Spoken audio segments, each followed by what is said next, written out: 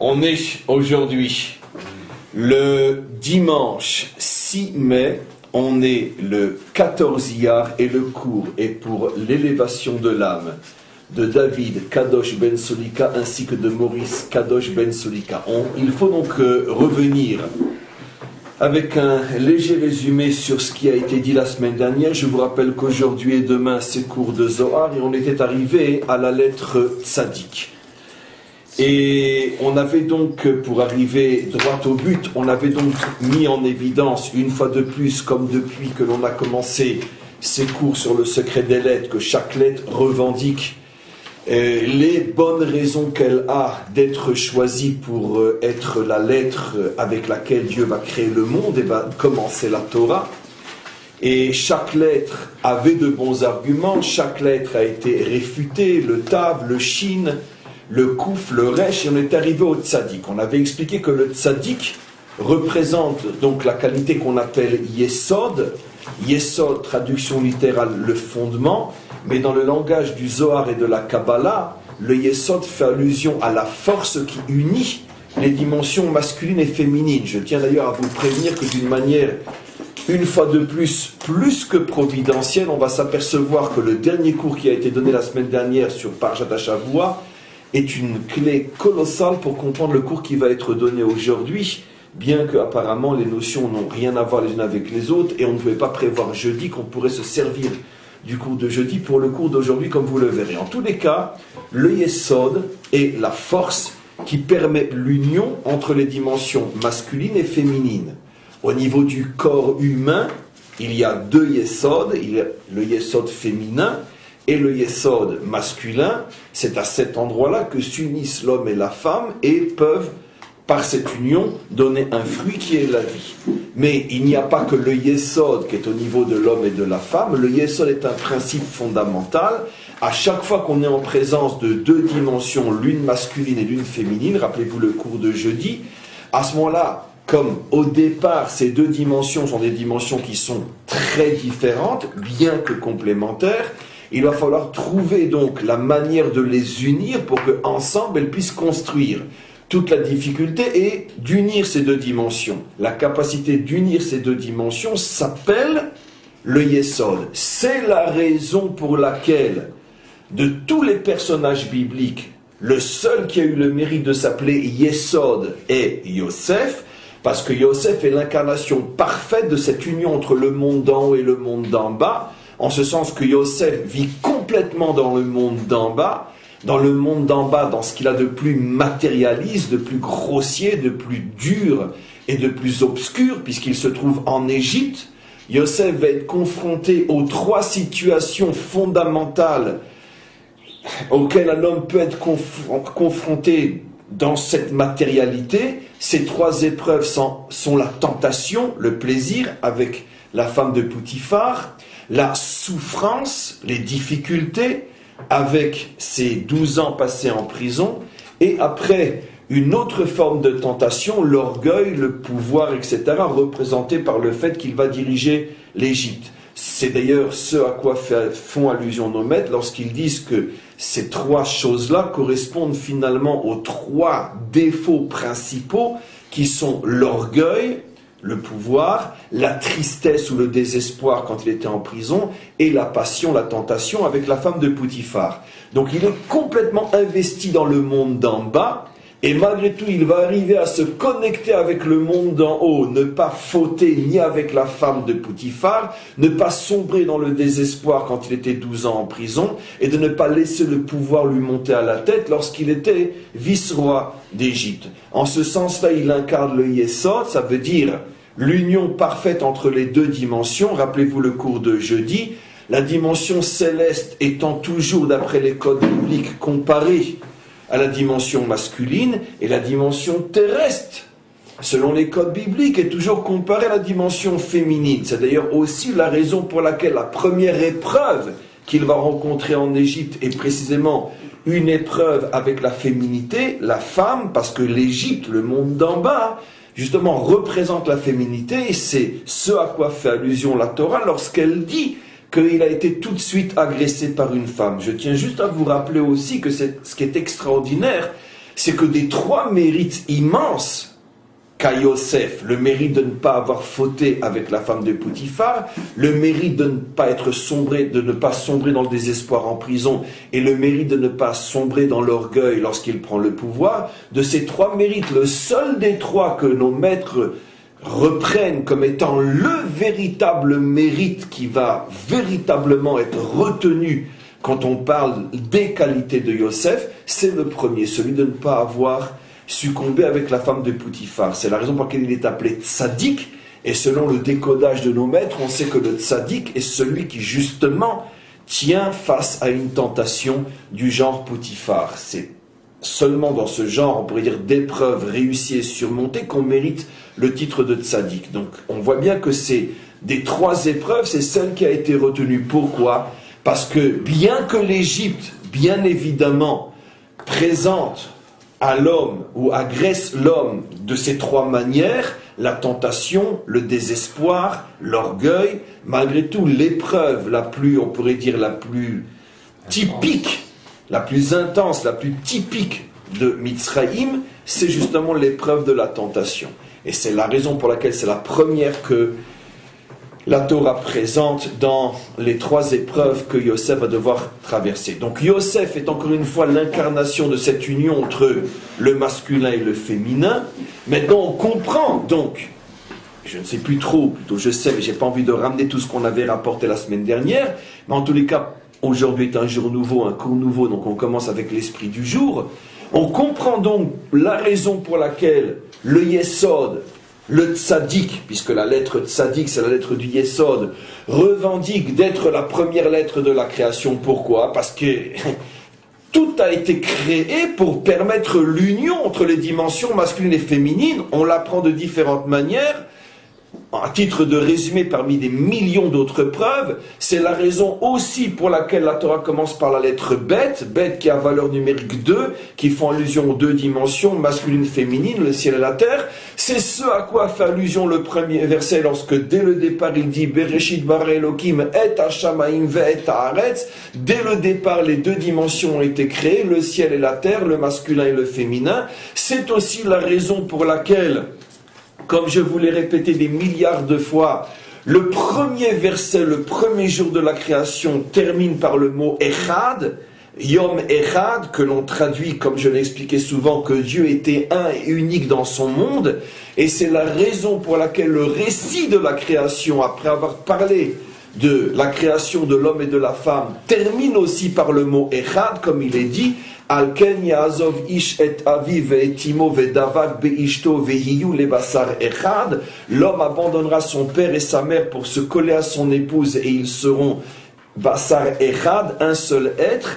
On retrouve le mot echad qui généralement est utilisé, comme c'est le cas dans le récit de la création pour Hachem, et on le retrouve echad au niveau de l'homme et de la femme, comme pour nous montrer justement que pour pouvoir dévoiler, construire cette unité dans le monde, ça passe par l'union parfaite entre un homme et une femme qui incarne toutes les dimensions masculines et féminines. Donc, on comprend pourquoi le tzaddik, c'est le cours de jeudi, comme on va le revoir exactement, c'est exactement ce que le Zohar va dire, vous allez voir entre aujourd'hui et demain. Donc, on comprend pourquoi le tzaddik, pour toutes les raisons du monde, vient et il dit, s'il y a bien une lettre qui doit être choisie pour incarner la création, c'est moi, puisque tzaddik est la qualité du Yesod, c'est la qualité qui représente l'union réussie entre un homme et une femme. Donc, choisis-moi. On rentre maintenant dans le texte. Amar la, Dieu répond au tzaddik. Tzadi, regardez, il ne va pas l'appeler tzaddik, mais il va l'appeler tzadi. Un peu de patience, je vais expliquer, ou plutôt je vais lire ce qui est expliqué. Le tzaddik peut être appelé, cette lettre peut être appelée comme on l'appelle généralement et comme tout le monde sait qu'on l'appelle tzaddik, mais elle est appelée aussi par les maîtres de la Torah, en particulier les maîtres du Sod, elle est appelée tzadé. Tzadi, tzadé. En langage, on pourrait dire très littéraire, on l'appellera plus tzadi que tzadik. Dans la rue, on dit tzadik, et vous allez voir que c'est pas pour rien, mais dans un langage plus châtié, on l'appelle tzadi. Bien sûr, comme il s'agit des lettres de la Torah, ça ne peut pas être uniquement une convention comme ça, parce qu'on a décidé qu'il y a forcément un sens très profond. Et on va voir qu'effectivement, le maître du monde va l'appeler de ces deux noms. Regardez. Amarla tzadi, tzadi, tzadi ant, on peut t'appeler tzadi, tzadik ant, mais on peut t'appeler aussi tzadik. Je continue, je n'ai rien expliqué. Aval ant tsari le miavet mira. Comme justement on peut t'appeler tzadi et on peut t'appeler tzadik, on ne comprend toujours rien, mieux vaut que tu restes caché. Ça veut dire ne te dévoile pas si vite. Si je t'utilise pour créer mon monde, automatiquement je te dévoile, je te mets en évidence, je te mets sur le podium avec la médaille d'or, c'est toi qui as emporté la médaille d'or, tu as été choisi parmi les 22. Mieux vaut, à cause des deux noms, tzadi et tzadik, mieux vaut les miavet mira que tu restes caché. Pourquoi? Lit ant tsari leit galia kolkar. Il n'est pas bon que tu te dévoiles trop. Tu vas t'attirer l'œil, c'est pas bien. Begin delo le miav pitron pele alma, pour ne pas permettre, si tu te dévoiles trop, alors le monde va pouvoir ouvrir la bouche. Le monde va pouvoir ouvrir sa bouche. Voilà, j'ai lu 3 phrases qui sont le début d'un long texte. Et on va bien sûr rentrer dans le commentaire, le Matok Midvash, pour voir à un premier niveau ce qu'est le décodage. Alors regardez, il va expliquer les deux noms, tzadi et tzadik. Betsuratecha anaa at romezet al tzadika elyon. Lorsque tu t'appelles tzadi, sans le kouf final, tu fais allusion à ce qu'on appelle le tzadik elyon. Ça veut dire la qualité du yesod, mais en haut. Tzadik est toujours la qualité du yesod. Cette qualité se retrouve en haut, cette qualité se retrouve en bas. On commence avec le texte et on va bien sûr, comme on le fait et à chaque fois, descendre jusqu'à le comprendre à un niveau qui est extrêmement simple et plus proche de nous qu'on l'imagine. Mais pour l'instant, on prend le texte tel qu'il est dit. Lorsque tu t'appelles tzadi sans le kouf, tu fais allusion à cette qualité telle qu'elle est en haut. Chez Oua Da'at, et cette qualité telle qu'elle est en haut s'appelle le Da'at. Et le Da'at, c'est quoi? Chez Al-Yada mityachadim chokhma ou bina. Le Da'at est l'un des 3 cerveaux, et en particulier celui qui fait l'union entre les 2 cerveaux opposés, le cerveau chokhma qui est toujours masculin, le cerveau bina qui est toujours féminin. L'union des 2 cerveaux, je vais décrypter dans quelques instants, s'appelle Da'at. Et donc, lorsque cette qualité, le yesod, est en haut, elle s'appelle tzadi sans le kouf, et elle s'appelle aussi dans le langage des maîtres da'at. Donc, tzadi, da'at et yesod elyon, c'est la même chose. C'est-à-dire le chibour, l'union entre le masculin et le féminin en haut. Et comment s'appelle le masculin et le féminin en haut? Chokhma, bina, droite, gauche, da'at au milieu, les 3 cervelets. Venikret tzadi belo kouf. Et pourquoi à cet endroit-là on t'appelle tzadi sans le kouf? Les fiches beyichud elyon, parce que quand se produit l'union entre les 2 cerveaux masculins et féminins, en achizata klipa. La klipa, l'écorce, la force contraire ne peut pas monter si haut et essayer de nuire ou de s'accrocher à cette union des 2 cerveaux.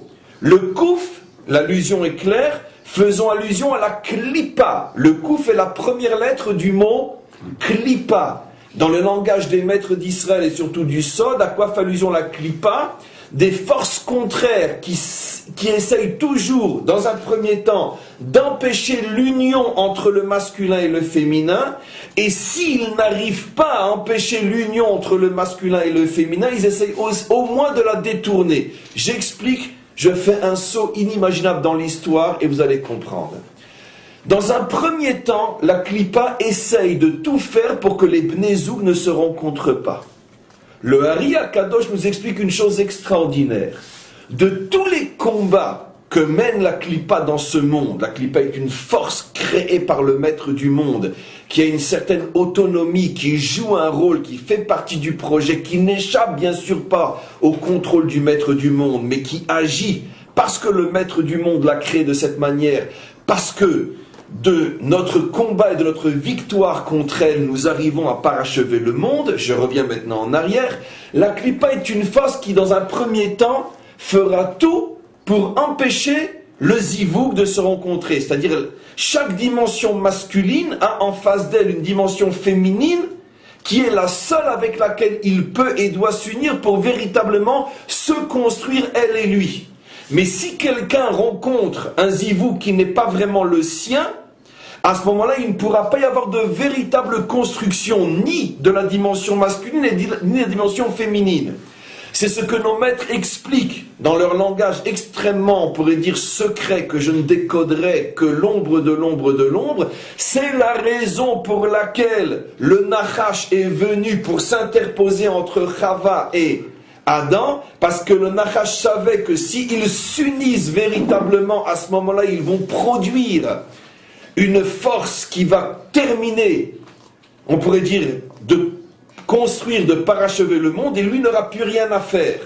Effectivement, c'est la raison pour laquelle, je vous ai expliqué des milliards de fois ce que le Ari Akadosh révèle, la valeur numérique de Nachash et Mashiach, c'est la force qui s'oppose. Si Adam et Chava s'étaient unis dans de bonnes conditions, l'enfant qui serait né aurait été directement Mashiach, qui aurait donc terminé la création très très vite, et donc automatiquement le Nachash n'aurait existé, je parle sans décoder, que quelques heures spirituelles, donc il n'aurait servi à rien. Il a compris que toute son existence, toute son histoire dépend justement du fait que le couple n'arrive pas véritablement à s'unir et à se rencontrer comme il se doit. Rappelez-vous tout le cours de jeudi sur cet enfant qui avait un père égyptien et une mère juive. Et donc le Nachash est venu pour s'interposer entre les deux, abîmer l'union, empêcher l'union, et automatiquement, au lieu de Mashiach, c'est Nachash qui a pris le pouvoir. De ce schéma extrêmement non décodé volontairement, parce que je n'ai pas le temps, nos maîtres expliquent, en particulier le Ari Akadosh, que le grand problème d'un homme sur terre et le grand problème d'une femme sur terre, c'est de trouver son vrai zivoug. Si j'existe, elle existe forcément quelque part. Et si elle existe, j'existe forcément. Mais le problème, c'est que les forces contraires vont tout faire pour que nous ne puissions pas nous rencontrer, que mon vrai zivouk féminin se retrouve avec une dimension masculine qui n'est pas vraiment la sienne, et que moi je me retrouve avec une dimension féminine qui n'est pas vraiment la mienne. Qui c'est qui est le grand gagnant? La Klippa, parce qu'elle sait que deux couples comme ça ne pourront rien produire de véritablement constructif, et automatiquement ils gagnent du temps et l'histoire continue entre parenthèses à lui appartenir. Donc c'est clair que la Klippa va tout faire pour empêcher cette rencontre-là. Où et chez quel personnage biblique on retrouve ce schéma à la perfection? Un homme qui passe son temps à chercher son zivoug, et même quand il le trouve, on s'arrange pour qu'il aille ailleurs. Qui? Quoi? Que? Qu'est-ce? Je ne faisais pas allusion à lui, mais c'est 100% juste. C'est-à-dire que je faisais allusion à autre chose, mais ce que vous dites est plus juste que ce que je voulais dire, parce que le premier, c'est pas celui que je voulais dire, c'est Yaakov. Yaakov est le premier modèle de cette difficulté à avoir le zivoug. Ici, la Klippa s'appelle Lavan. Qu'est-ce que va faire Lavan? Lavan sait que si Yaakov épouse Rachel dès le départ, et donc les vrais zivougs se retrouvent automatiquement, ce qui va produire est de la dimension messianique Mashiach. Qu'est-ce qu'il fait? Il sait qu'il ne pourra pas empêcher les mariages, mais il essaye de quoi? De les perturber. Il donne Léa avant Rachel. Et donc Léa étant avant Rachel, ça va créer donc tout ce déséquilibre entre l'homme et ses deux femmes, entre ces deux femmes elles-mêmes, entre les enfants Yehuda et Yosef, le schisme, la destruction du premier temple, deuxième temple, et toute l'histoire juive qui est d'une certaine manière boiteuse, le fameux coup qu'il prend à la hanche par l'ange de Esav, toute l'histoire juive qui est boiteuse, justement parce que dès le départ, le zivoug était boiteux. Donc Lavan a véritablement introduit dans l'histoire d'Israël un virus que nous portons depuis 3500 ans. Il savait exactement ce qu'il allait faire. Donc effectivement, Yaakov et l'histoire de Rachel et Léa est le modèle fondamental de ce qui va traverser toute l'histoire.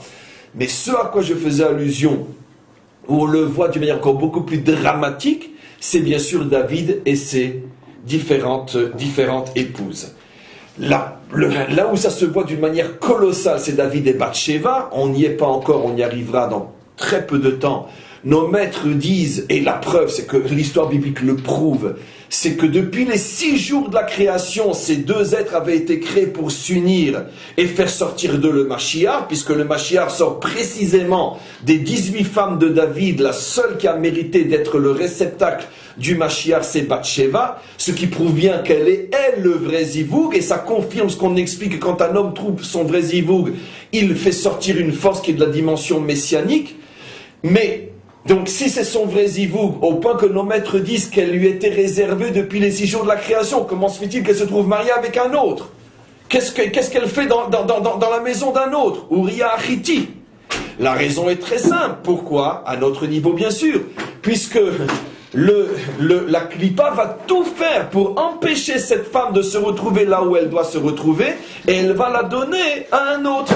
Et donc David va devoir récupérer ce qui est en vérité à lui, et il va le récupérer avec certaines maladresses qui vont faire que, même lorsqu'il la récupérera, et même que l'ayant récupérée, c'est sûr que le Mashiach va sortir d'elle, mais pas tout de suite, comme ça aurait été le cas s'il l'avait eu tout de suite, c'est reporté encore pour dans des siècles. On a cette chose extraordinaire, que dans un premier temps, le Kouf, qui est la Klippa, fait tout pour empêcher David de retrouver Bathsheba. Et même quand il l'a retrouvée, et qu'il ne peut plus empêcher l'union, il va s'arranger pour que l'union soit, on pourrait dire, maladroite, mal faite depuis le départ, pour que les conséquences soient suffisamment graves pour que ce qui doit de toute façon arriver n'arrive pas tout de suite. Donc on voit que la Klippa a un pouvoir extraordinaire. Encore une fois, c'est Hachem qui l'a voulu, bien sûr. Ça fait partie du projet, et ça fait partie donc du bien, puisque ça fait partie du projet. Mais quoi qu'il en soit, c'est comme ça que ça fonctionne. On avait vu avec David ce phénomène aussi, avec une autre femme aussi, qui n'est pas le vrai Zivouk, comme Bathsheba par rapport à David, mais qui est aussi une femme qui va construire David, c'est la fameuse Abigail. C'était tout le cours de la semaine dernière, qui est entre les mains de qui? De Naval, de la pourriture. Qu'est-ce que Abigail, alors que c'est elle qui a véritablement fait comprendre à David comment doit se comporter un roi, comment se fait-elle qu'elle est dans la maison de cette pourriture? Donc pareil pour Abigail. Une autre femme aussi, c'est le prochain cours, la fameuse Michal. Michal qui avait été donnée au départ à David, et tout de suite après, son père la reprend et la donne à un autre. Alors c'est toujours le même phénomène qu'on trouve. Bien évidemment, comme je l'ai expliqué, c'est essentiellement au niveau de Bathsheba et David que véritablement on trouve ce schéma-là à la perfection. La preuve, c'est que de Bathsheba et David que sort le Mashiach, mais un petit peu de quelque chose qui ressemble à cela, on retrouve pratiquement dans tous les mariages de David, qu'à chaque fois, elle se trouve d'abord entre les mains de quelqu'un qui n'est pas du tout son zivoug. Si on applique cette notion-là à l'histoire juive, c'est exactement aussi ce qui se passe à notre niveau. Et les Juifs qui sont en galoute, qui donnent leur intelligence, leur temps, leur savoir, leur être, leur famille à d'autres nations, au lieu de donner ce qu'ils sont et ce qu'ils ont à leur propre peuple, sur leur propre terre, c'est exactement ce phénomène. Ça veut dire que la Klippa capture la féminité d'Israël pour finalement l'utiliser. Et allons plus loin. Et qui le premier, avant même Yaakov, qui a compris le phénomène de capturer et de voler la Bat-Zoug? Abraham et Sarai. Pharaon. C'est le même schéma qui se reproduit après Avimelech. Évidemment. Donc finalement, c'est un sujet que la Torah, on pourrait dire, traite d'une manière allusive ou visible depuis le début. À chaque fois, la féminité est capturée pour empêcher les deux dimensions de se retrouver et construire véritablement. Et c'est ce que Pharaon a dit. Il dit à ses serviteurs, vous jetterez les mâles dans l'eau et vous ferez vivre les filles. Tous les commentaires posent la question, c'est une répétition idiote. Et, enfin, pas idiote dans le sens inutile dans la Torah, excusez-moi. Si le verset avait dit uniquement vous tuerez les garçons et s'était arrêté là, tout le monde aurait compris qu'automatiquement les filles vont vivre. Donc pourquoi insister pour dire les filles vont vivre? Parce qu'il avait deux intentions. Tuer les garçons et récupérer les filles. Ça veut dire il avait compris que justement il faut détourner le zivou pour l'utiliser à ses propres intérêts personnels. C'est tout le sort, tout le secret d'Israël en exil, où au lieu de donner toutes ses compétences à son peuple, il se retrouve bras droit à la Maison Blanche et finalement il sert l'intérêt des nations. Alors comment se fait qu'il y a des Yaakov, ils sortent les deux messies quand même? Il y a Mashiach ben Yosef et Mashiach ben David, ils sont des Yaakov. Il a eu le mérite d'avoir les deux tribus qui sortent les deux Mashiachim. Parce que finalement, encore une fois, dans la mesure où... C'est exactement ce que pourquoi pas un Yitzhak c'est ce que j'ai expliqué sur David. Le tzaddik est beaucoup plus fort que la klipa. Finalement, le tzaddik finit par récupérer ce qui est à lui. Le problème, c'est que la klipa s'arrange, et ça fait partie du projet encore une fois, pour que même lorsqu'il les récupère, il ne récupère pas la perfection, en ce sens que ça va prendre du temps jusqu'à ce que la perfection arrive. Donc, je reviens à votre question. Et Yaakov va récupérer tout ce qui était à lui, donc tout ce qui doit sortir de lui va sortir. Mais comme il l'a mal récupéré, automatiquement, même ce qui va sortir avec des tensions et des marloquettes. La fameuse marloquette entre Yosef et Yehuda, Mashiach ben Yosef, Mashiach ben David. C'est la raison pour laquelle nos maîtres nous disent que le Mashiach ben Yosef est en danger de mort. Certains disent qu'il va même mourir, etc. Ça veut dire que c'est là, mais d'un autre côté, ça ne peut pas se passer comme ça se serait passé si The Happy End avait été dès le début du film. Tout le monde a compris que l'exemple que j'ai donné montre que ça ne pouvait pas être autrement, parce que sinon il n'y a pas de film, c'est pas intéressant. Oui, mais il y a quand même, et ce qu'il vient de souligner est quand même important, parce que c'est vrai que Yitzhak, lui, n'a pas eu de force contre lui. Pourquoi de lui n'est pas sorti à ce moment-là la conclusion? Comment? Et ça. J'ai pas compris. Yitzhak, dans son union avec sa femme. Yitzhak, c'est le premier juif. Il n'a pas eu de clipa contre lui. Il n'a pas eu un aval. Elle était stérile aussi. Non, d'accord, mais la question qu'ils demandent tous les deux, j'avais pas compris. Mais il était stérile quand elle s'appelait Sarah. Mais quand elle a changé son nom Sarah, c'est là que... Rivka aussi. Ah, on va l'aider. Maintenant, je comprends très bien la question. La question est excellente, bien sûr, mais la réponse est évidente. On a déjà donné la réponse, sans préciser cette question particulière. Rivka vient d'où? Rivka vient de chez Lavan. Elle vient de la klipa elle-même, et c'est la raison pour laquelle elle fait sortir d'elle Esav. Comme on le sait, Esav était le produit de Rivka, non le produit de Yitzhak. Ça veut dire qu'elle s'appelle Shoshana ben Nachochin. Elle s'appelle la rose au milieu des ronces. Et donc elle a encore plein de ronces autour d'elle, dont elle n'est pas responsable et fautive. Elle n'est pas responsable d'être la sœur de Lavan et d'être la fille de Bethuel. Mais elle a, comme dit Rashi clairement, elle est tzadika bat rasha. Et donc le tikkun n'est pas encore parfait. Et justement, c'est ça la réponse. Qu'est-ce que Rivka faisait là-bas? Comment une âme pareille est née dans un milieu pareil? C'est toujours la même réponse. Donc là, ça s'est pas joué au niveau du zivoug. Effectivement, il a eu tout ça batzoug, mais il l'a eu avec elle porteuse d'un héritage terrible, de ronces terribles. Et le temps qu'elle se nettoie de toutes ces ronces, entre-temps va sortir Esav. Tu comprends? C'est toujours le même phénomène. Votre question permet de mieux préciser ce que j'explique. Quand je dis que la klipa récupère les âmes, c'est pas forcément qu'elle récupère dans le sens mari-femme qui ne se retrouve pas tout de suite. C'est d'une manière générale que l'âme n'est pas dès le départ là où elle devrait être. Et là, à ce niveau-là, l'âme de Rivka en est le symbole pratiquement le plus absolu. Une âme d'une perfection inimaginable, tellement parfaite qu'elle va mériter, elle, de pouvoir aller directement chez son benzoug. Ça veut dire que c'est tellement fort entre eux que là, la klipa n'arrive pas, peut-être, effectivement, c'était la question, à empêcher l'union. Mais comment la klipa a abîmé l'union au niveau du passif? En ce sens qu'elle vient d'un milieu complètement corrompu, elle est la sœur d'un corrompu, la fille d'un corrompu, comme dit Rashi.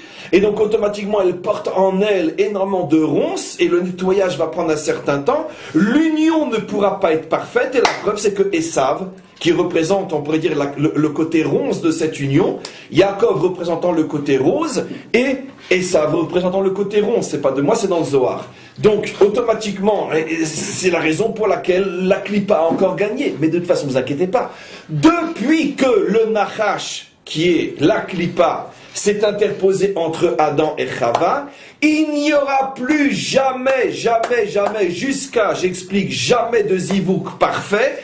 Tous les zivouks sont abîmés, jusqu'au zivouk qui, pour la première fois depuis la création, sera à nouveau parfait, le zivouk entre le Mashiach et son épouse, et c'est la raison pour laquelle ils sont Mashiach. Certains disent que non, le zivoug entre les parents du Mashiach, c'est pour ça qu'il est Mashiach. Mais quoi qu'il en soit, les deux derniers zivougs, soit celui des parents, soit celui du Mashiach lui-même, sont des zivougs parfaits, et c'est pour ça qu'il est Mashiach. Maintenant, qu'est-ce que dit le Ari HaKadosh? Le Ari HaKadosh dit que juste avant que se dévoile le Mashiach, la Klippa va recevoir une sorte de pouvoir encore plus grand qu'elle n'a encore jamais reçu durant toute son histoire, et elle va faire, d'une certaine manière, comme le dernier grand combat avant sa mort, à la Klippa, elle va donner le dernier grand coup, et elle va avoir un certain pouvoir, une certaine autonomie qui va faire que les Zivugim vont être de plus en plus abîmés, ce qui signifie, dit le Ari HaKadosh, que ça sera une génération où la majorité des mariés ne seront pas forcément avec leur vrai Zivug. La majorité des vrais Zivug ne se retrouveront pas forcément. C'est la raison pour laquelle, dit le Ari HaKadosh, il y a 500 ans, ce sera une génération où il y aura énormément de divorces, énormément de célibataires, énormément de familles abîmées, parce que les Zivug n'arrivent pas à se retrouver. Et pourquoi ? Parce que la Klippa sait que ça y est, le temps de la délivrance arrive, et que le temps de la délivrance dépend des retrouvailles entre les vrais Zivugim, et donc la Klippa va tout faire pour empêcher ça. On va lui donner une certaine autonomie qui va faire qu'elle va donner un dernier grand coup à notre peuple, et c'est pour ça qu'on arrive à voir aujourd'hui dans notre génération une chose qui n'a jamais existé dans toutes les générations d'Israël. Dieu sait qu'Israël a collectionné toutes les fautes possibles et inimaginables dans son histoire. Baruch Hashem, au moins on est un vrai peuple. Mais une chose qui était intouchable chez les Juifs, c'est la famille. C'était intouchable. Intouchable. Le père, la mère, les enfants, c'était intouchable. On est depuis 60 ans dans une situation unique et complètement nouvelle dans notre histoire, où la famille elle-même se disloque complètement. On n'a jamais vu ça dans notre histoire, à part toutes les raisons de la modernité qui sont absolument évidentes. Mais il y a des raisons beaucoup plus profondes, telles que le Ari HaKadosh nous l'explique. C'est parce que c'est la preuve qu'on est véritablement juste avant la délivrance finale, et la Klippa fait tout pour empêcher les Zivugim de se former. Mais le Ari HaKadosh conclut et dit, en vérité, la Klippa, c'est comme une sangsue, ou comme, on pourrait donner un exemple qui est plus proche de nous, c'est comme un moustique ou une abeille. Le temps qu'il pique ou qu'il prend, finalement, il en meurt. Ça veut dire que finalement, ce qu'il prend, c'est avec ça qu'il se tue. Ça veut dire que c'est comme si on nourrissait la Klippa pendant quelques décennies, puis après elle va en crever, elle va lâcher prise, et Israël va se reconstruire. C'est le fameux couple messianique, soit au niveau des parents, soit au niveau des enfants. Juste oui. sans vous interrompre longtemps, pour répondre plus sur le fond, même s'il semble que le couple Rivka-Yitzhak ait été moins altéré par une union parfaite, etc., en fait, il a produit Esav qui est, par rapport au cours que vous avez donné jeudi, est encore pire, on pourrait dire, que Ishmaël, parce que c'est du côté du féminin, du spirituel, ou du masculin, pardon, qu'il pêche, puisque d'Esav va arriver la grande contestation du nouvel Israël, du christianisme, c'est-à-dire que c'est au niveau du masculin qu'il va remettre en cause tout Israël, toute la Yahadout. Pire que Ishmaël qui remettait en cause que la terre. Que la dimension féminine, absolument. Absolument. Donc c'est encore plus pernicieux, c'est ça que je veux dire. Oui, parce qu'au départ, les scories qui se trouvent chez Rivka, qui proviennent de Lavan, l'homme en blanc, et plein de grâce. Et donc il faut faire très attention à l'homme en blanc, absolument. Soit l'homme en blanc, soit à sa maison. De toute façon, tout ce qui est blanc est très dangereux pour Israël. Quoi qu'il en soit, on continue maintenant. Alors maintenant, regardez. Il y a quand même une il lui dit pour Esav aussi dans la Torah. Comment? Il y a quand même une bénédiction pour Esav dans la Torah. Nahon, bien sûr, la bénédiction terrestre, et il est récupéré. Et ce que tu dis est tellement juste que aujourd'hui c'est Pessar Sheni, qui est aussi la Iloula de Rabbi Meir, l'un des plus grands maîtres d'Israël, et qui est un converti, ou plutôt un fils de converti de la lignée de César, puisque Rabbi Meir vient du frère de Néron. Et donc l'un des plus grands maîtres d'Israël, qui est donc issu de la famille la plus ennemie d'Israël dans le monde d'Esav, puisque c'est la famille des Césars, dans le contexte de l'époque. Donc évidemment que Esav a reçu une bénédiction, et évidemment qu'il est récupéré, mais comme toute chose, on pourrait dire comme toute étincelle qui est enfuie au plus profond de la Klippa, plus l'étincelle est forte et plus la Klippa est forte. Parce que pour pouvoir récupérer un Rabbi Meir, combien d'enfants on a donné dans leur four, pardon. Et donc Esav est en soi une clipa monstrueuse, abominable, mais comme toutes les clipotes monstrueuses et abominables, elle contient, prisonnière, je précise, des étincelles de lumière. Ces étincelles de lumière, lorsqu'elles sont récupérées par Israël, par le biais de la conversion, à ce moment-là se mettent à briller des fois plus encore que les propres âmes d'Israël qui sont Israël depuis le départ. C'est la raison pour laquelle le plus grand de tous les maîtres d'Israël qu'on appelait Rabbi Meir, le maître de la lumière, était précisément un descendant de convertis de Esav. La lumière est à la hauteur de la clipa. Mais on n'a jamais vu dans l'histoire d'Israël, ni biblique ni post-biblique, qu'on nous présente Esav comme quelqu'un qui peut briller en tant que tel à l'extérieur d'Israël. Quand Esav est à l'extérieur d'Israël, il n'est pour nous qu'une monstruosité. Lorsque Esav nous redonne les étincelles qu'il avait volées, à ce moment-là, à l'intérieur d'Israël, ce qui vient d'Esav peut briller comme aucune autre âme juive est capable de briller. Donc, on revient maintenant à ce qui est expliqué. Hachem dit au Yesod, quand tu t'appelles Tzadi sans le Kouf, à ce moment-là tu incarnes l'union. Regardez, les filles, donc Venikret Tzadi Belo Kouf, tu es Tzadi sans le Kouf, les filles. Et pourquoi? Pourquoi le Tzadi fait allusion à un Yesod propre, sans Klipa, donc une union parfaite entre le masculin et le féminin? Les filles chez Beyichud Elyon, parce que comme ça fait allusion à l'union en haut, et alors, En Achizata Klipa, la Klipa ne peut pas attaquer si haut, Aremuza Beot Kouf, la Klipa qui fait allusion au Kouf. Pourquoi, dit-il? Parce que chez Aliyada Meyachdim Chochma ou Bina, parce que cette union est celle de Chochma et Bina.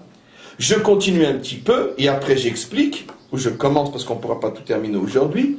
Vetzadik ant, et quand appelles-tu tzadik avec un kouf, qui fait allusion qu'au niveau de l'union intervient la klipa qui veut essayer d'abîmer ou d'empêcher l'union, va l'aider bituyot tzadik chez imilat kouf, aromezet al tzadik atarton. Quand on parle de l'union d'en bas, tu ne t'appelles plus tzadi, mais tzadik. Quand on parle de l'union d'en haut entre Chochma et Bina, tu t'appelles Tzadi, il n'y a pas de Klipa. Mais quand on parle de l'union d'en bas, tu t'appelles Tzadik parce qu'il y a oui une Klipa. Et c'est quoi l'union d'en bas? Regardez la beauté. Chez Aliado Mityachadim, parce que l'union d'en bas fait allusion à l'union entre Tiferet et Malchut. Il va falloir décoder tout ça. C'est celle du milieu. C'est celle d'en bas. L'union d'en haut fait allusion à l'union entre Chochma et Bina, les deux attributs du haut, tandis que l'union d'en bas fait allusion à l'union entre deux attributs d'en bas qui sont Tiferet et Malchut, je décoderai bien sûr. Venikrat Tzadik Bekouf, à ce moment-là tu t'appelles Tzadik avec un Kouf, les fiches Beyichuda Tarton, parce que quand on parle de l'union d'en bas entre Tiferet et Malchut, Yesh Achizat Klipa, la Klipa à cet endroit-là a le droit d'agir et de nuire. Et pour qu'il puisse y avoir cette union, il y a une grande guerre qui doit se faire contre le Kouf. Et c'est la raison pour laquelle, pour l'instant, parce que c'est un cours qui va durer longtemps, tellement il y a à voir, va marla kadosh baruch hu, et c'est pour ça qu'Akadosh baruch hu dit au tzaddik, si tu ne t'appelais que tzaddi, j'aurais pas de problème de créer le monde avec toi. Mais comme tu t'appelles aussi tzaddik, je ne peux pas créer le monde avec toi. Pourquoi?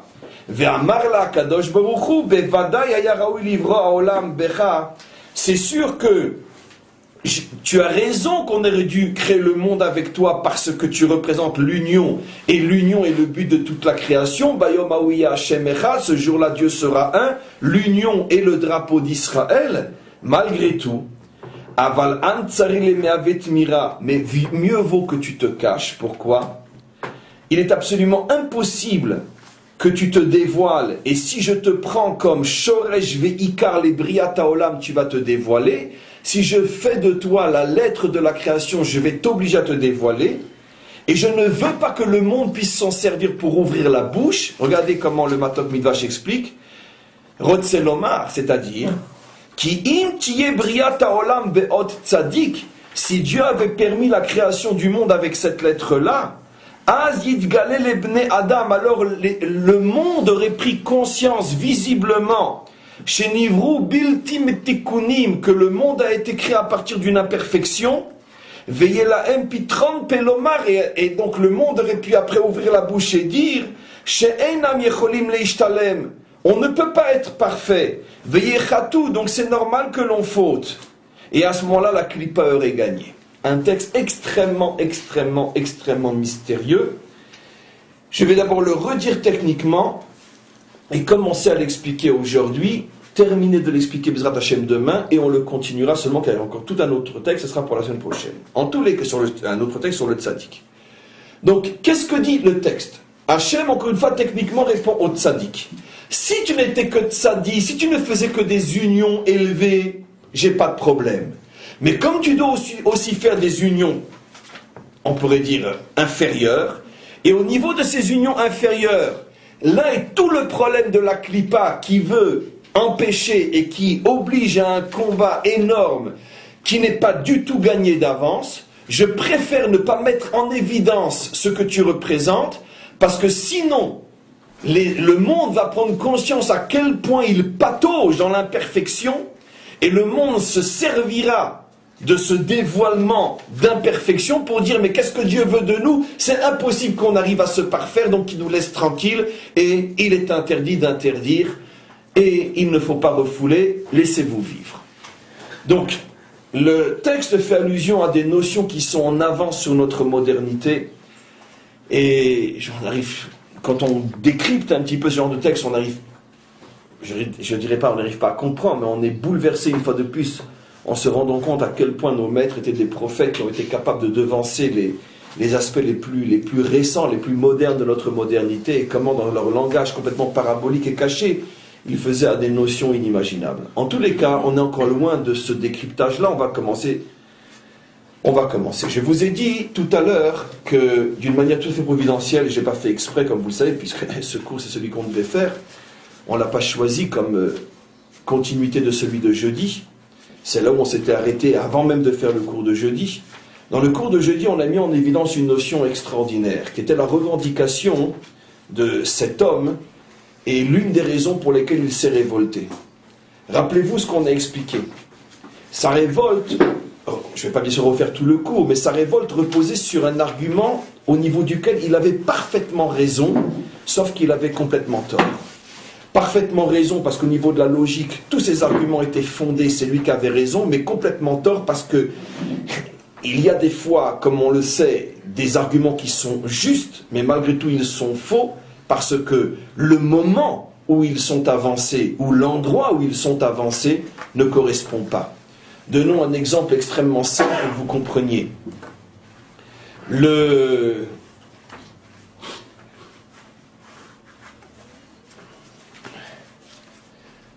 peux vous aider? Oui, allez-y. Dans les mots tzaddik, oui. Il y a tzaddik, kouf, dalid yud. Dalid yud, on le sait très bien, c'est les hauts et les bas, céleste et terrestre. Et tzaddik et kouf tzaddik, c'est le ketz. S'il n'y a pas l'union entre le céleste et terrestre, il y a la fin, c'est le ketz. Merveilleux. C'est 100% juste. Dans le mot tzaddik, comme d'ailleurs dans énormément de mots, on retrouve pratiquement tout le secret du mot. Le Dalet et Yud, on avait expliqué, Dalet la dimension féminine, Yud la dimension masculine, on va le revoir tout ça, de toute façon il va le dire. Alors ce qui est intéressant, ce qui met en évidence, c'est que si tu enlèves les deux dimensions masculine et féminine, il te reste Ketz, qui veut dire aussi destruction, mais qui veut dire aussi délivrance. Ça veut dire les deux. Ketz kol basar, destruction, Ketz hayamin, délivrance. Ça veut dire que les deux sont vrais. La délivrance dépend de l'union entre le Dalet et le Yud, et si tu enlèves le Dalet et le Yud, tu as la destruction. Maintenant revenons. Donnons un exemple que j'avais déjà rapporté, que les maîtres du Talmud rapportent. Un homme doit avoir une émouna absolue, en ce sens que tout ce qui se passe dans ce monde est pour le bien. Mais malgré tout, nos maîtres disent il est interdit des fois de dire la vérité dans un moment où on ne peut pas t'entendre. C'est ce que disait Hillel.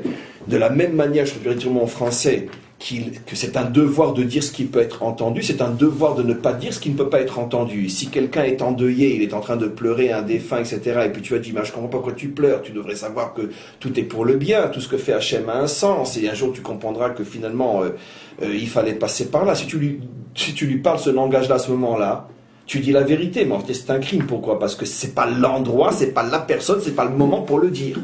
Peut-être dans 5 ans, dans 10 ans, lorsque il aura complètement intégré ce qui lui est arrivé, alors tu pourras lui expliquer plus profondément le sens de la vie, la hashgacha pratique, etc. Mais il y a des moments où il vaut mieux se taire, et parler s'appelle en vérité une calomnie. Nos maîtres disent que tout celui qui essaye de réconforter un endeuillé par ce genre de discours, non seulement il ne glorifie pas Dieu, disent nos maîtres, mais en vérité il le maudit. Pourquoi? Parce que il entraîne sa malédiction. Les gens vont dire, alors si c'est ça Dieu, ça ne m'intéresse pas. Donc, c'est un exemple, je ne sais pas pourquoi celui-là m'est venu, mais en tout cas c'est un exemple. Exactement de la même manière, tout ce qu'a dit cet homme était juste, mais dans cet endroit c'était faux, et j'explique. Je vais maintenant vous réexpliquer tout ce qui a été dit, mais d'une autre manière, et pas celle que j'ai évoquée jeudi, puisque Shivim Panim la Torah est infinie, et le même sujet, on peut l'expliquer à chaque fois selon une facette nouvelle. Rappelons-nous quel était l'argument. L'argument était que lui disait, il n'y a pas de raison de provoquer un miracle lorsque ce n'est pas nécessaire.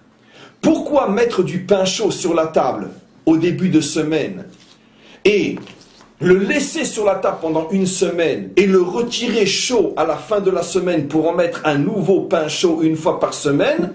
Et la raison pour laquelle le pain est resté chaud, c'est parce que Dieu a fait un miracle, pour montrer que de toute façon il peut laisser le pain chaud comme à la première seconde qu'il vient de sortir du four. Lui, qu'est-ce qu'il a dit?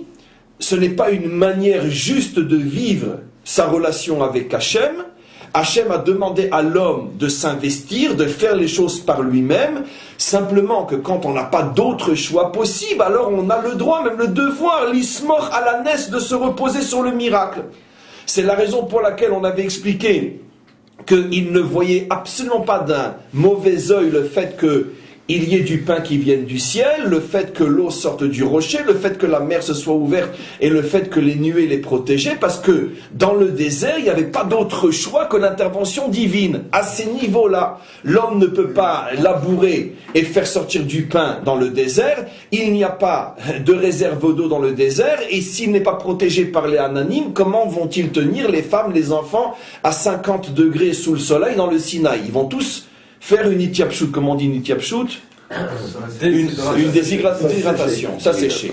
Donc, dans la mesure où c'est Hachem qui nous a mis lui dans cette situation-là, à plus faisant lui qui nous demande d'y rester pendant 40 ans, c'est tout à fait normal qu'il nous fasse des miracles. À ce niveau-là, il n'y a pas de problème.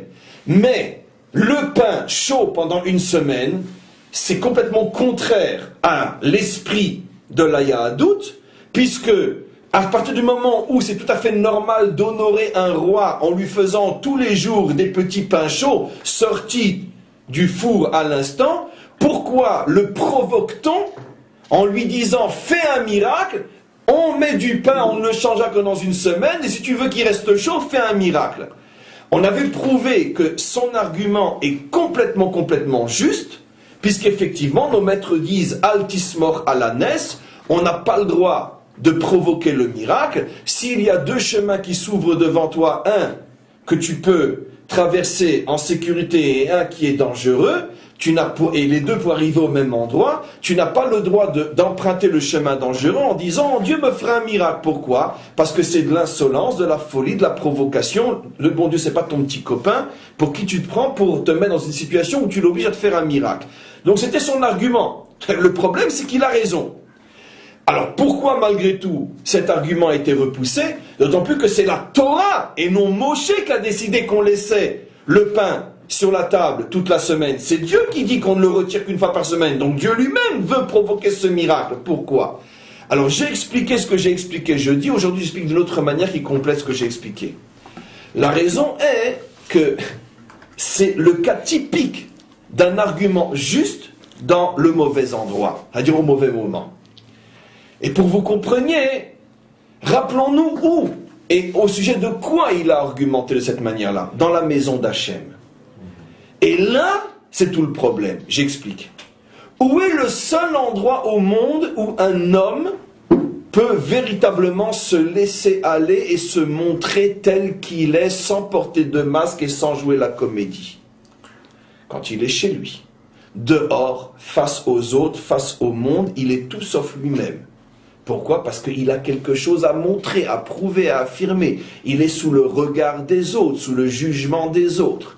Donc automatiquement, un homme ne peut jamais être véritablement lui-même lorsqu'il est à l'extérieur. C'est pour ça que quel est l'être qui nous dérange le plus au monde? C'est notre épouse. Pourquoi? Parce que c'est la seule qui sait qui on est véritablement. C'est pour ça qu'on ne la supporte pas. Très bien. Donc, on a tous compris comment un homme fonctionne. À l'extérieur, on joue la comédie, conscient ou non. À l'intérieur, on est soi-même, on se lâche, on est véritablement soi-même. C'est aussi la raison pour laquelle, quand un homme arrive à avoir le vrai shalom baït chez lui, c'est la preuve absolue que c'est un grand homme. Pourquoi tout ce que l'on conçoit à l'extérieur de grand ne prouve encore rien par rapport à ce qu'on est si on n'a pas le shalom baït à l'intérieur? Pourquoi? Parce que tout ce que tu conçois à l'extérieur, c'est une farce, c'est pas encore vraiment toi. Et la preuve, c'est que si quand tu rentres chez toi, c'est la guerre, ça veut dire que ce que tu es véritablement toi est un échec. Par contre, si tu as le vrai shalom bayit, que tu vis en harmonie avec ton épouse, c'est la preuve que tu es véritablement grand, puisque à l'endroit où tu es vraiment toi, là tu as réussi. Donc à plus forte raison que tout le reste, c'est une vraie réussite aussi. Donc c'est le test fondamental pour savoir ce qu'est un homme, c'est la raison pour laquelle il n'y a que 2 personnes au monde qui savent qui je suis, Dieu et ma femme. Je ferme la parenthèse. Maintenant, comment? Le temple, c'est aussi un lieu de... Alors maintenant, le temple. Le temple est la maison d'Hachem. Ce qui veut dire que c'est l'endroit par excellence où Dieu se dévoile tel qu'il est véritablement, sans se cacher, sans jouer la comédie. C'est-à-dire que partout ailleurs, il porte des voiles, il porte des masques, parce qu'il ne peut pas se dévoiler tel quel dans le monde extérieur. Il s'appelle Elohim, il s'appelle Shaddai, il s'appelle Tsebaot, il s'appelle Adonai, il s'appelle El. Il porte d'autres noms qui veut dire qu'il se voile. Mais dans le temple, il s'appelle Havaïe. C'est le seul endroit où vous pouvez prononcer le nom de Dieu tel qu'il s'écrit. Le seul endroit. Parce que là, il se dévoile dans son essence. Et écoutez le sublime de la réponse. Ce que tu dis, toi, que l'homme doit essayer de faire tout par lui-même sans demander à Dieu d'intervenir, et que l'homme ait le sentiment que lui aussi il fait, c'est uniquement dans le monde extérieur, où Dieu laisse à l'homme le sentiment de pouvoir lui aussi faire quelque chose, d'avoir lui sa part. Mais dans la maison d'Hachem, la vérité vraie est que quoi? C'est qu'en vérité, tout est un miracle. Même ta propre existence est un miracle. Tout est du surnaturel. Tu crois exister? Quel est l'argument de ce triple idiot? Maintenant, on va le descendre, on va rien laisser, on va le déchiqueter. Triple idiot que tu es, qu'est-ce que tu dis? Mais non, pourquoi avoir besoin d'un miracle? Mais nous pouvons faire le pain nous-mêmes. Imbécile. Et qui c'est qui te donne la vie à cet instant-là pour le faire? Qui c'est qui a créé le feu? Qui c'est qui a créé la chaleur? Qui c'est qui permet aux épis de pousser? Qui c'est qui fait que le monde ne retourne pas au néant? Qu'est-ce que dit le Balatania? Que la nature elle-même est un plus grand miracle encore que l'ouverture de la mer. Parce que tout n'existe que parce que Dieu le veut, et à cet instant précis, s'il ne voulait plus, tout retournerait en néant. Donc quand tu viens au nom de l'argument de « je préfère que nous le faisions plutôt que Dieu s'en occupe », mais pour que tu puisses le faire, il faut qu'il s'occupe de toi du début jusqu'à la fin.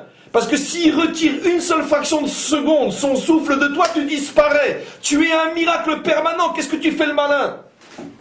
Alors quand tu es à l'extérieur du temple, et que là Dieu voit le fait que tu es un miracle permanent, et que tu peux dire je, moi, etc., parce que c'est ce qu'il veut lui aussi. Alors effectivement, à l'extérieur du temple, il est dit l'osomrim alanes, on ne se fie pas au miracle.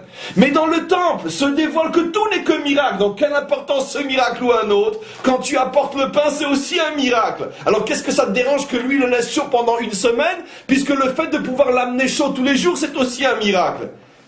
La réponse est géniale, c'est fabuleux, c'est un Oscar une réponse pareille. Merci. En tous les cas, c'est absolument incroyable. Donc, qu'est-ce qu'on voit de là? On voit de là effectivement ce problème, c'est que, qu'est-ce qu'on avait dit? Lui représente la dimension féminine, il n'avait qu'une mère juive, il lui manquait le père juif. Donc il vient au nom de la dimension féminine, c'est « nous devons faire par nous-mêmes ». La Torah donne raison à la dimension féminine. Effectivement, vous devez faire par vous-même. Mais, pas dans ma maison. Dans ma maison, c'est le lieu où se dévoile par essence la dimension masculine. Ça veut dire le surnaturel, le divin, le spirituel. Donc dans ma maison, tu veux mettre en évidence la dimension féminine, mais tu n'existes pas. J'appuie sur un bouton, tu disparais. Donc dans ma maison, ton argument est faux. Donc qu'est-ce que ça peut te faire que le pain reste chaud pendant une semaine? Donc on comprend maintenant ce qui se passe, et on s'arrête presque ici, on a introduit le cours de demain. Les deux dimensions, masculine et féminine, incarnent, comme on l'a expliqué, comme on l'a ramené maintenant, la dimension de je fais, j'agis, et c'est ce que Dieu veut, s'appelle la dimension féminine. Tu fais, tu prends en charge, tu agis, s'appelle la dimension masculine, donc divine masculine, dans le sens spirituel. Maintenant, quel est le problème? Au niveau de l'union entre ces deux dimensions telles qu'elles sont en haut, c'est-à-dire Chokhma et Bina, la Chokhma incarnant la dimension masculine, Bina incarnant la dimension féminine, c'est-à-dire, j'explique, au niveau de l'idée, au niveau de la notion, tout le monde comprend que la vérité vraie est l'union des deux. Je ne peux pas concevoir un monde dans lequel il n'y a que l'homme, on ne peut pas concevoir un monde dans lequel il n'y a que Dieu, et le monde véritable, seul viable, c'est le monde où il y a les deux. Un monde où il n'y a que de place pour Dieu, on sait très bien ce que ça signifie, où le fidèle est écrasé pour Dieu, et un monde où il n'y a que l'homme, c'est le libéralisme. C'est pour ça que ces deux mondes sont en train de se préparer à un affrontement extraordinaire, et le symbole des deux tours qui tombent, c'est le symbole absolu. Les deux tours qui sont le symbole de l'homme sans Dieu, d'une certaine manière, puisque c'est la puissance de l'homme, avec toutes les nuances à l'imbécilité que je viens de dire, car les Américains sont croyants et comment, mais malgré tout, au regard de l'autre dimension, c'est l'homme, l'homme, l'homme, et voilà que deux avions se suicident avec tout l'équipage à l'intérieur, nous n'existons pas à la Akbar. Ça veut dire, lorsque ces deux dimensions se rencontrent, elles ne peuvent que s'opposer, parce que les deux sont deux dimensions extrêmes. Pour l'une, c'est l'homme qui s'élève avec la tête dans le ciel, ça vous fait penser à la tour, bien sûr, de Babel, bien évidemment, et l'autre, c'est il n'y en a que pour Dieu. Alors quand celui qui vient au nom de il n'y en a que pour Dieu, Allah Akbar, et il s'oppose forcément à celui qui dit qu'il n'y en a que pour l'homme. Donc ça, c'est le symbole. Tout le monde comprend au niveau de l'idée que et l'un et l'autre représentent l'imperfection. Ça veut dire une perfection à laquelle il manque quelque chose. Les deux ont raison, parce qu'il peut y avoir de monde sans Dieu, il peut y avoir de monde sans homme, mais les deux ont tort, parce que l'homme ou que Dieu, c'est la catastrophe. Donc c'est ce que Hachem répond aux tzaddik. Au niveau de l'idée, le monde est pavé de bonnes intentions. Au niveau de l'idée, il n'y a pas de problème. Tout le monde comprend qu'il faut l'union entre Chokhma et Bina. En tout cas, tout le monde d'honnête comprend. Parce que la majorité ne sont pas honnêtes et ne veulent pas comprendre. Mais au niveau de la réalisation, quand ça doit descendre au niveau de Tiferet et Malchut, qui est le monde d'en bas, où la dimension masculine et la dimension féminine, masculine s'appelle à ce moment-là en bas Tiferet et masculine Malchut, et j'expliquerai encore mieux demain, lorsqu'il faut passer au niveau de la réalisation, là est toute la difficulté. Parce qu'au niveau de la réalisation se pose le problème fondamental. Dès que tu passes de la théorie à la pratique, tu as le problème fondamental qui se pose, dont le cours de jeudi est illustration parfaite. En bas, il y a plusieurs autres paramètres dont il faut tenir compte, et dont le monde théorique n'a pas besoin de tenir compte. Le monde théorique se préoccupe de l'idée, mais le monde d'en bas, lui, se préoccupe d'autres facteurs. Est-ce que c'est le bon moment, le bon endroit, le bon temps, les bonnes personnes? Et ça, c'est toute la difficulté. C'est exactement l'erreur qu'a fait cet homme-là dans la paracha. Il avait au niveau de ses arguments parfaitement raison, et Moshe avait parfaitement tort au niveau des arguments théoriques. Mais dans l'endroit où il a amené ces arguments-là, c'est lui qui avait parfaitement tort et Moshe qui avait parfaitement raison. Dans ta maison à toi, c'est absolument interdit de demander à Hachem un miracle quand tu peux toi-même utiliser les lois de la nature. Mais dans la maison d'Hachem, où il n'y a que miracle, tu ne dois pas venir au nom des lois de la nature. Puisqu'il n'y a pas de nature, tout n'est que miracle. Donc toute la difficulté au niveau de la réalisation, dans quelle situation je me trouve, et ça c'est justement le problème du Kouf, le problème de Tiferet et Malchut, comme on verra demain. Tu avais une question? Oui, mais par rapport à ça, justement, comment on peut comprendre le passage du Talmud où Rabbi Akiva discute avec, je sais pas si c'est un goy ou un Israël, quand il compare justement entre la farine, le sel, tout ce qui est fait pour le pain, et la bénédiction sur le pain. On fait la bénédiction sur le pain, pourquoi? Parce qu'on spiritualise un travail de l'homme. C'est nous-mêmes notre pain. Et on ne bénit pas la farine, le sel, l'eau, etc. Parfaitement raison. Alors donc ça veut dire que dans la vie ici-bas, oui. Okay, eh ben, c'est aussi une participation de l'homme qui est nécessaire pour que la bénédiction de Dieu puisse se réaliser. Mais c'est 100%, mais le problème c'est de savoir comment. Justement, c'est ce qu'on explique ici. Nous n'avons pas de problème au niveau de l'idée. Le judaïsme est l'affirmation la plus totale de l'union parfaite entre les deux mondes. Donc, effectivement, mais le problème est au niveau de la finalisation dans les détails, jusqu'où, comment, quand ça commence, quand j'interviens, quand lui il intervient, combien je fais dans ce cas-là, 30% et lui 70 ou moi 70 et lui 30? Parce que c'est jamais moitié-moitié, jamais moitié-moitié. Il n'y a aucune situation terrestre où Dieu et l'homme font moitié-moitié. Ça c'est de la pure théorie. En pratique, c'est toujours chacun son pourcentage et il varie constamment. Donc trouver dans chaque situation la part de Dieu et la part de l'homme, tout est là et la difficulté, et on verra c'est le cours de demain, Be'ezrat Hashem.